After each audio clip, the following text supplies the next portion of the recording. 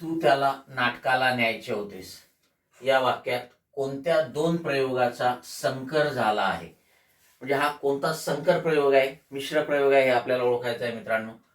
कर्तरी कर्मणी, ज्याला आपण कर्तृकर्म संकर प्रयोग म्हणतो, कर्मणी भावे ज्याला आपण कर्मभाव संकर म्हणतो, आणि कर्तरी भावे ज्याला आपण कर्तृभाव संकर म्हणतो. तर मित्रांनो, या वाक्यामध्ये कर्तरी भावे प्रयोगाचा मिश्रण झालेला आहे, म्हणजेच हा कर्तृभाव संकर प्रयोग आहे, कर्तृभाव मिश्र प्रयोग आहे.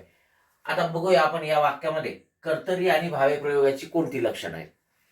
पहिली गोष्ट म्हणजे कर्ता जो आहे तू हा प्रथमा विभक्तीत आहे, आणि तुम्हाला माहिती आहे कर्ता जर प्रथमा विभक्तीत असेल वाक्यात तर ते कर्तरी प्रयोगाचं लक्षण असते, कारण फक्त कर्तरी प्रयोगातच कर्ता प्रथमा विभक्तीत असतो, कर्मणी भावे प्रयोगामध्ये नसतो. म्हणजे इथे कर्तरी प्रयोगाचं लक्षण आहे, कर्ता तू प्रथमा विभक्तीत आहे. त्याला नाटकाला न्यायचे होतेस, नेण्याची क्रिया कोणावर? त्याच्यावर. ला कर्म आहे, द्वितीया विभक्तीत आहे, कर्म आहे द्वितीया विभक्तीत आहे. आणि जर कर्म द्वितीया विभक्तीत असेल तर हा कर्मणी प्रयोग होणारच नाही, कारण कर्मणी प्रयोगामध्ये कर्म प्रथमा विभक्तीत असते.